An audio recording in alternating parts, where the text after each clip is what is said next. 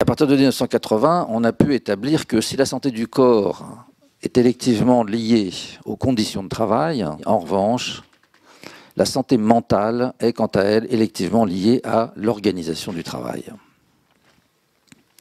Par voie de conséquence, si l'on assiste à une augmentation des pathologies mentales au travail, il faut en chercher l'origine du côté de l'organisation du travail et plus précisément des transformations de l'organisation du travail dont ces pathologies sont le symptôme révélateur. Alors qu'entend-on par organisation du travail? Deux choses. D'abord la division technique du travail ou division des tâches entre les opérateurs. Et puis, deuxième volet, la division humaine mise en place pour contrôler la bonne exécution des tâches prescrites, c'est-à-dire surveillance, discipline, hiérarchie, commandement, c'est-à-dire des modalités de direction des entreprises. Il a fallu plus de 20 ans pour identifier les changements survenus dans l'organisation du travail qui sont spécifiquement en cause dans la détérioration de la santé mentale au travail. Naguère, l'organisation du travail était l'apanage des sciences de l'ingénieur. Au tournant du XXe siècle, ces ingénieurs sont détrônés. Les gestionnaires prennent le pouvoir. Les gestionnaires se détournent de la question du travail proprement dit. Ils abandonnent délibérément toute discussion sur le mode opératoire et ils y substituent une modalité tout à fait neuve de prescription qui se place désormais aux deux extrémités qui encadrent le travailler proprement dit. En amont, ils prescrivent des objectifs et en aval, ils enregistrent des performances. De l'entre-deux, ils ne veulent rien savoir. Wiesmann, on a un groupe allemand qui est venu dans l'Est Mosellan en 72 et on est fabricant de chaudières. En 2007, il y a le groupe qui a décidé dans toutes ces entreprises de scinder le commerce de l'usine de production. On est 110 personnes au siège, 9 agences réparties sur toute la France. Il y a un tiers de cadres, un tiers de commerciaux, 20% du administratif. Nous on est venu avec des chiffres, turnover important, alors que les gens gagnent bien leur vie, absentéisme, maladie. Donc elle a commencé à prendre conscience tout doucement, elle s'est dit où vous venir à la CFDT. Donc on a fait une expertise risques psychosociaux au CHSCT, puisqu'on avait la main mise sur le CHSCT. Et là, bien sûr, expertise indéniable, problème de management, problème de méconnaissance, etc., etc., etc. Les salariés de ne pas pouvoir faire le travail qu'ils ont à faire, et même le travail qu'on leur demande, dans le respect des règles de l'art, c'est-à-dire de ne pas pouvoir faire du bon boulot, comme on dit, de façon populaire, mais le langage populaire est toujours très intéressant. C'est bien souvent de ça qu'ils font une maladie, quoi. Vous voyez, cette belle expression d'ailleurs populaire, en faire une maladie. De quoi? De ne pas pouvoir faire ce que on croit nécessaire de faire, quoi. Bon. Mais ça, c'est une conception de l'efficacité des opérateurs, des travailleurs. Moi, je conçois tout à fait que lorsqu'on dirige une entreprise, on ait des critères de qualité du travail qui ne soient pas les mêmes que ceux des opérateurs. C'est-à-dire que si vous mettez des dirigeants, de l'encadrement et des opérateurs de première ligne, c'est une naïveté sociale d'imaginer qu'un jour, on aura la facilité de se mettre d'accord spontanément sur les critères. Moi, je pense qu'il y a un conflit de critères sur la qualité du travail. Donc, il nous faut des institutions pour travailler ce problème-là dans les organisations et dans les entreprises. On ne les a pas.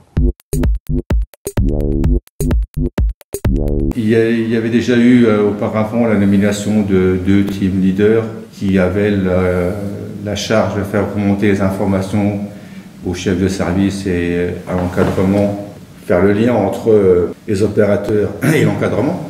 Il existait déjà à la base un tableau d'audit process où là j'ai pu insérer dans ce tableau la QVT, toutes les opérations à mettre en place. C'est un tableau de suivi qui maintenant marche très très bien, où toutes les opérations qui sont mises en place sont répertoriées dans ce tableau. Et moi je récolte les informations, je les inscris dans ce tableau avec un suivi fait en cours ou pas d'avancée. Et ce tableau est transmis chaque mois à la direction qui peut suivre aussi l'avancée de la QVT. Donc ça c'est un dispositif très concret, les salariés peuvent eux-mêmes écrire sur un tableau dans sur un l'atelier. tableau qui est à disposition des salariés à la fonderie, où ils peuvent inscrire toutes leurs demandes, qui est consultée toutes les semaines. C'est des propositions qui ont été faites par plusieurs salariés. Déjà, quelques-unes ont été mises en place. C'est la section syndicale qui prend ça par le corps, mais il faut aussi penser à tout.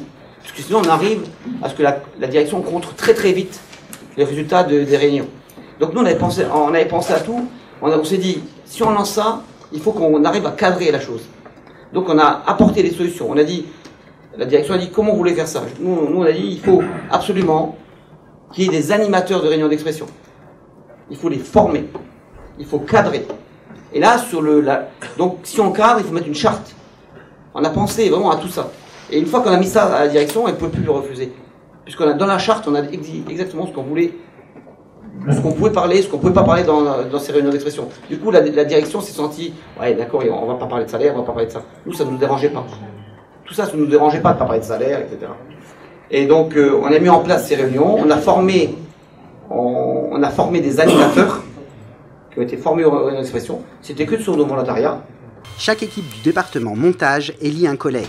Ce salarié référent dispose de 11 heures par mois pour remplir ce nouveau rôle de porte-parole. Ils viennent me voir, ils me disent voilà, à tel endroit ça va pas, il me faudrait ça parce que j'ai mal au dos, ou la visseuse elle va pas, ça claque trop fort, pour pas qu'ils se blessent, ou que ça finisse en maladie du travail, quoi. Donc ils viennent me le dire et puis moi après je remonte tout ça au bureau.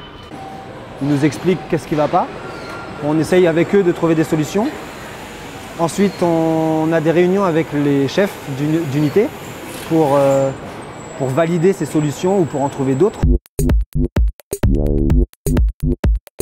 Je crois que le dialogue sur le travail a cette faculté, évidemment, de restaurer le pouvoir d'agir des personnes sur leur travail, trop souvent écrasé, on le sait bien, dans nos entreprises contemporaines. Et on est très nombreux à avoir montré, évidemment, à quel point ce pouvoir d'action sur son travail est vecteur, évidemment, de santé au travail.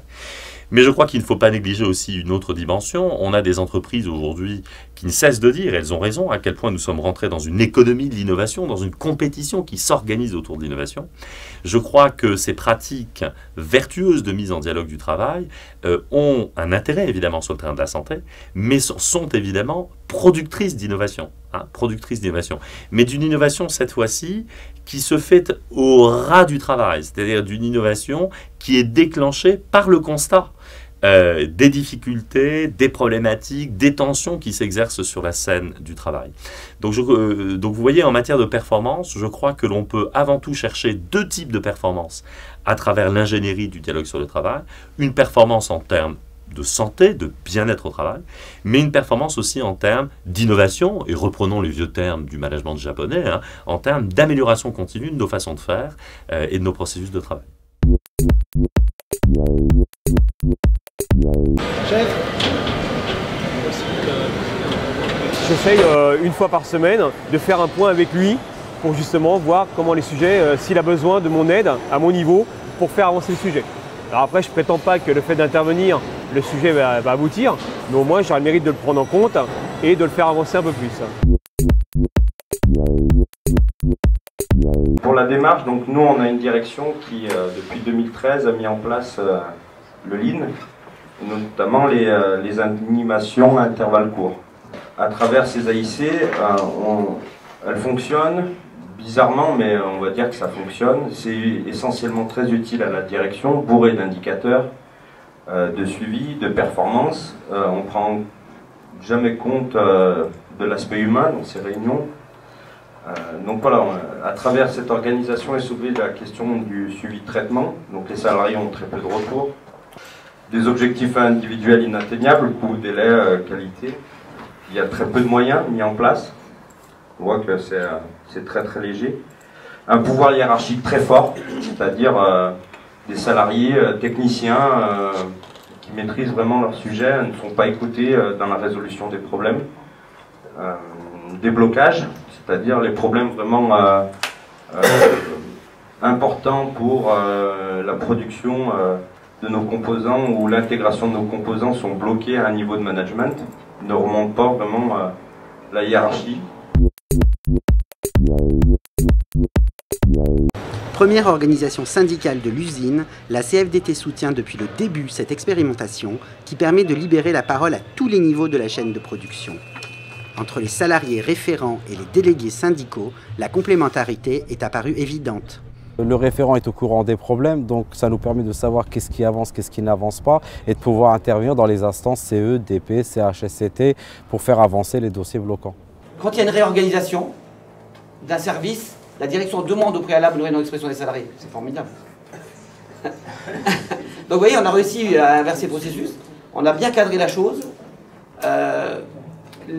Maintenant, alors pour ceux qui pensent que quelque part ça peut peut-être enlever le travail des délégués syndicaux, des IRP, pas du tout. Ça nous a valorisé et surtout les délégués du personnel maintenant, on a un tir-orchestre où on prend, puisqu'il y a des réunions donc les réunions d'expression, il y a un compte rendu qui est fait. Le compte rendu est fait par l'animateur et envoyé aux personnes aux volontaires. C'est que des volontaires qui viennent s'exprimer. C'est validé par les volontaires.